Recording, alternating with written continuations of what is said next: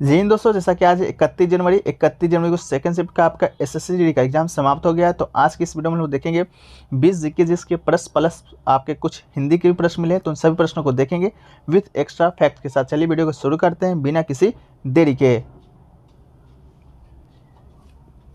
पहला जो प्रश्न देखा जा रहा है वो पूछा गया था आपका स्टंपिंग जो शब्द है वो किस खेल से संबंधित है। ठीक है, तो इसका राइट आंसर दोस्तों आपका क्रिकेट हो जाएगा। स्टंपिंग दोस्तों आपका क्रिकेट से संबंधित है। क्रिकेट से संबंधित शब्दावली दोस्तों कुछ हैं जो उसको हम लोग देख लेते हैं, जो कि आगे आने वाले शिफ्टों के लिए भी इंपॉर्टेंट है। पहला तो आपका चाइना मैन है, फिर बैट्समैन है, बॉलर है, wicket keeper, field, LBW, catch, hit wicket, throw, मैदान, छक्का चौका, wide, swing, stroke, cover, mid on, mid wicket, over the wicket, round the wicket, leg spinner, off spinner, over throw, over slip और cover point और long off. ये सब जो आपका शब्दावली है दोस्तों आपको बता दें ये आपका क्रिकेट से ही संबंधित है। ठीक है, तो क्रिकेट से संबंधित सभी शब्दावली अभी हमने देख लिया।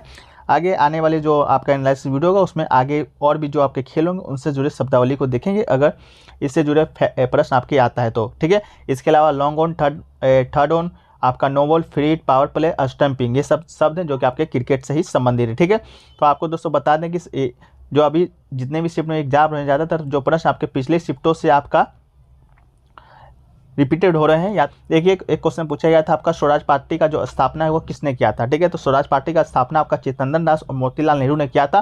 तो आपका इसका राइट आंसर चित्तरंजन दास और मोतीलाल नेहरू हो जाएगा। कब किया था, तो 1 जनवरी 2023 को चित्तरंजन दास, सी आर दास और मोतीलाल नेहरू ने कांग्रेस के भीतर ही स्वराज पार्टी या कांग्रेस खिलाफत स्वराज पार्टी का गठन किया था। ठीक है, तो ओवरऑल आपका राइट आंसर चित्तरंजन दास, मोतीलाल नेहरू हो जाएगा। इसके अलावा दोस्तों बात करें तो आपका दिसंबर 1922 में कांग्रेस के नया गया सत्र के बाद स्वराज पार्टी का गठन किया गया था, जिसकी अध्यक्षता सी आर दास ने किया था। ठीक है, सी आर दास अध्यक्ष थे और मोतीलाल नेहरू स्वराज पार्टी के सचिव थे। ये भी प्रश्न आपसे बार बार पूछा जा सकता है।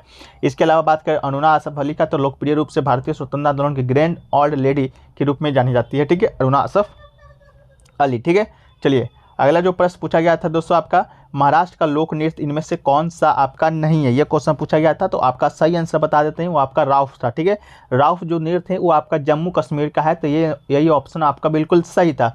तो बात कर लेते हैं कि महाराष्ट्र का लोक नृत्य कौन कौन सा है। तो आपका धनगढ़ी राजा जो कि आपका पिछले शिफ्ट में पूछा गया है, लोक नृत्य है। इसके अलावा लोक नृत्य है, इसके अलावा कोली जो नृत्य है, इसके बाद लावनी, इसके बाद पोपदास, इसके बाद तमाशा। आपके ऑप्शन में शायद तमाशा, लावनी और धनगढ़ी और राउफ दिया गया था, जिसमें से आपका राइट आंसर आपका राउफ हो जाएगा। इसके अलावा लावनी वाला आपका पूछा गया था फर्स्ट शिफ्ट में कौन सा आपका पंजाब का लोक नृत्य नहीं था, लावनी ऑप्शन में दिया गया था, जो कि आपका महाराष्ट्र का था। फर्स्ट शिफ्ट के वीडियो में हमने आपको बताया था। महाराष्ट्र की बात करें तो इसकी राजधानी आपका मुंबई है। मुख्यमंत्री की बात करें तो एकनाथ शिंदे जी हैं। राज्यपाल की बात करें तो आपका भगत सिंह कोश्यारी हैं और राजभाषा यहाँ की मराठी है। ठीक है, तो आपका राइट आंसर आपका हो जाएगा राउफ। एक क्वेश्चन देखिए पूछा गया था द्रौपदी मुर्मू राष्ट्रपति बनने से पहले किस राज्य के राज्यपाल थी। तो इसमें क्वेश्चन है, अधिकतर लोग आपका गलत करके रहे हैं, उड़ीसा मार दिए हैं। देखिए उड़ीसा, आपको बता दें कि द्रौपदी मुर्मू उड़ीसा की रहने वाली है, लेकिन राज्यपाल आपके राष्ट्रपति बनने से पहले आपकी झारखंड की थी। ठीक है, तो आपको बता दें कि भारत की 15वीं जो राष्ट्रपति है वर्तमान में आपके द्रौपदी मुर्मू जी हैं, जो कि आपके भारतीय जनता पार्टी की सदस्य भी हैं।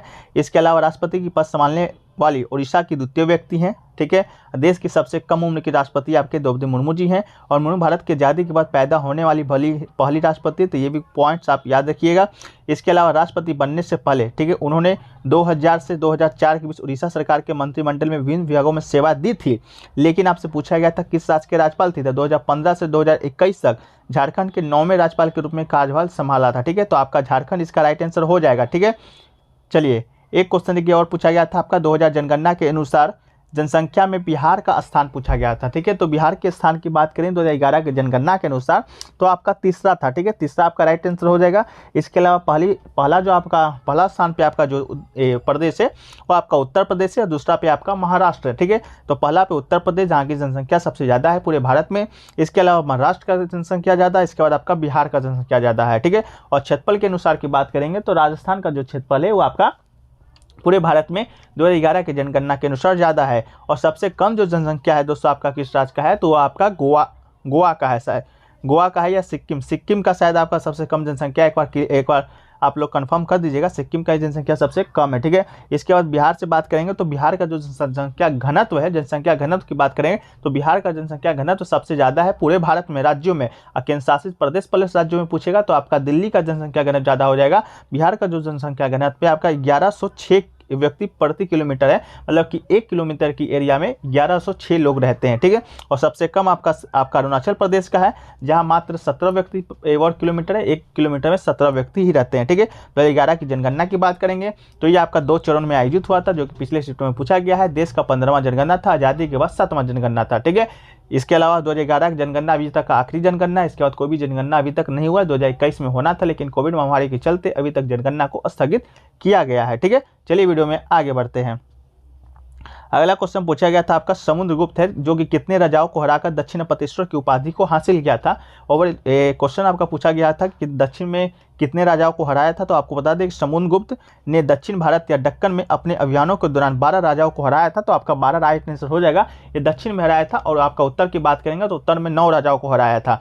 समुद्रगुप्त की बात करेंगे तो इसे भारत का नेपोलियन कहा जाता है। भारत का नेपोलियन कहा जाता है समुद्रगुप्त को, और ये गुप्त वंश का शासक था। इसके अलावा नेपोलियन करने का अर्थ है जो सारे पूरे भारत उपमहाद्वीप को जीत लिया था अधिकतर में, इसलिए आपका भारत का उपमहाद्वीप का भारत का नेपोलियन कहा जाता है। इसको कहा किसने था? एडम स्मिथ इतिहासकार है, उन्होंने आपको समुद्रगुप्त को भारत का नेपोलियन है जो कि संज्ञा दी थी। ठीक है, चलिए एक क्वेश्चन देखिए दोस्तों, पूछा गया था आपका मेक इन इंडिया की शुरुआत कब हुआ था। ठीक है, तो मेक इन इंडिया कार्यक्रम आप लोग जानते होंगे, निर्माण को बढ़ावा देने और संवर्धन के लिए माननीय प्रधानमंत्री श्री नरेंद्र मोदी ने के द्वारा शुरू किया गया था, जो कि आपका 25 सितंबर 2014 को मेक इन इंडिया कार्यक्रम की शुरुआत हुआ था, जिससे भारत को महत्वपूर्ण निवेश और निर्माण संरचना और अभिनव प्रयोगों को वैश्विक केंद्र के रूप में बदला जा सके। ठीक है, तो आपका इसका राइट आंसर 2014 हो जाएगा, जो कि 25 सितंबर 2014 इसका राइट आंसर था आपका। ठीक है, अगला क्वेश्चन देखिए, पूछा गया था संविधान के भाग 4A में क्या है। तो आप लोग को ये बखूबी मालूम होगा संविधान के भाग 4A में क्या है। अगर डेली एनालिसिस आप लोग देखते होंगे तो हर शिफ्ट में ये क्वेश्चन आपका आता है, और हम हर शिफ्ट में आपको ये डिटेल में बताते हैं। तो संविधान के भाग 4A की बात करेंगे तो इसमें आपका मौलिक कर्तव्य बिल्कुल राइट आंसर हो जाएगा। मौलिक कर्तव्य को संविधान के भाग 4A में कब जोड़ा गया था? तो 1976 के 42वां संविधान संशोधन हुआ था, उसी में भाग 4A कहिए, भाग 4 कहिए जोड़ा गया था मौलिक कर्तव्य, जो कि रूस से लिया गया था। ठीक है, सर्वप्रथम मौलिक कर्तव्य की बात करेंगे तो आह्वान इसका कौन किया था? सरदार स्वर्ण सिंह समिति के सिफारिश पर जोड़ा गया था। फर्स्ट शिफ्ट का क्वेश्चन है। इसके अलावा अनुच्छेद की बात करेंगे तो अनुच्छेद 51A में वर्णित है। जब आपका 42वां संविधान संशोधन 1976 के माध्यम से जोड़ा गया था, तो उस समय मात्र 10 ही जोड़ा गया था, लेकिन एक जो मौलिक कर्तव्य वो आपका बाद में जोड़ा गया था, जो कि आपका 2002 ईस्वी में जोड़ा गया है 6वां संविधान संशोधन के तहत। ठीक है, तो ये भी आप याद रखिएगा। एक क्वेश्चन देखिए, पूछा गया था कि मैग्मा और लावा ठंडा होने पर कौन सा चट्टान बनती है। तो मैग्मा या लावा के ठंडा या जमने के कारण दोस्तों बनने वाली जो चट्टान है आपका आग्नेय चट्टान, इसका बिल्कुल राइट आंसर हो जाएगा। जो लोग भी आग्नेय चट्टान किए बिल्कुल राइट है। अगला क्वेश्चन पूछा गया था कि सर्वोच्च न्यायालय है किस अनुच्छेद के तहत अपना जो उसका डिसीजन होता है, अपना उसका जो निर्णय होता है, तो उस पर पुनः विचार करने या सुधार करने की शक्ति देता है। तो इसका राइट आंसर आपका अनुच्छेद 147 हो जाएगा। ऑप्शन में 147 था, 147 भी था, 33वां, 37वां था, 58वां था, तो 137 आपका बिल्कुल राइट आंसर हो जाएगा। अनुच्छेद 137 आपका सर्वोच्च न्यायालय को अपने निर्णयों पर पुनः विचार करने तथा सुधारने की शक्ति देता है। ठीक है, अगला जो क्वेश्चन पूछा गया था दोस्तों आपको कि सोडियम जो सल्फेट और बेरियम क्लोराइड है उसके विलयन जब होता है, जब आपका रिएक्शन होता है तो कौन सा उत्पाद देता है। ठीक है, तो आपको बता दें कि ये तो पहली बात आपका दोहरी विस्थापन अभिक्रिया है, ये भी पूछा जा सकता है। इसके बाद सोडियम सल्फेट के साथ बेरियम क्लोराइड का विलयन मिलाने पर तुरंत बेरियम सल्फेट एक सफेद अवक्षेपण बन जाता है। तो बेरियम सल्फेट आपका बिल्कुल राइट आंसर आपका हो जाएगा। बेरियम सल्फेट आपका राइट आंसर हो जाएगा। बेरियम सल्फेट आपके ऑप्शन में भी दिया गया था। ये अभिक्रियाएं प्रकृति में आयनिक होती है, अभिकारक जल में घुलने पर आयनों में बदल जाते हैं, विलयन में आयनों का आदान प्रदान होता है, जिससे उत्पाद के अणु का निर्माण होता है। तो बेरियम सल्फेट इसका राइट आंसर हो जाएगा। एक क्वेश्चन देखिए, पूछा गया था रीजनिंग में कि आपका दिल्ली भारत की राजधानी है, तो क्यू किस देश की राजधानी है। तो क्यू की बात करेंगे तो देश का राजधानी क्यू आपका देश यूक्रेन का राजधानी है, यूक्रेन इसका राइट आंसर होगा। सबसे अधिक जो आबादी वाला शहर है वो आपका क्यू है यूक्रेन का। ठीक है, एक क्वेश्चन देखिए हिंदी में पूछा गया था, पट्टी पढ़ाना मुहावरा का अर्थ क्या होता है। तो पट्टी पढ़ाना मुहावरा का अर्थ दोस्तों आपका गलत कहकर बहकाना होता है, तो इसका राइट आंसर हो जाएगा। एक क्वेश्चन देखिए, पूछा गया था पाप का विलोम शब्द क्या होगा। तो पाप का विलोम शब्द दोस्तों आपका पुण्य आपके ऑप्शन में दिया गया था, तो आपका पुण्य बिल्कुल राइट आंसर आपका हो जाएगा पाप का विलोम शब्द। एक क्वेश्चन पूछा गया था आपका कि दक्षिण ईश्वर में विश्वास रखने वाला व्यक्ति क्या कहलाता है। तो ईश्वर में विश्वास रखने वाला व्यक्ति को दोस्तों हम लोग आस्तिक कहते हैं, और ईश्वर में विश्वास न रखने वाला व्यक्ति नास्तिक कहलाता है। ठीक है, एक क्वेश्चन पूछा गया था दोस्तों आपका आस्तीन का साफ होना मुहावरा का अर्थ पूछा गया था। तो आस्तीन के साफ होना मुहावरा का अर्थ की बात करेंगे तो साथ में ऐसे रहने वाले ऐसा व्यक्ति जो कि ऊपर से तो मित्र का व्यवहार करे और वफादार बना रहता है, लेकिन अंदर ही अंदर जड़ से काटने में आपको लगा होता है। तो ये आपका आस्तीन के साफ होना मुहावरा का अर्थ हो जाता है। ठीक है।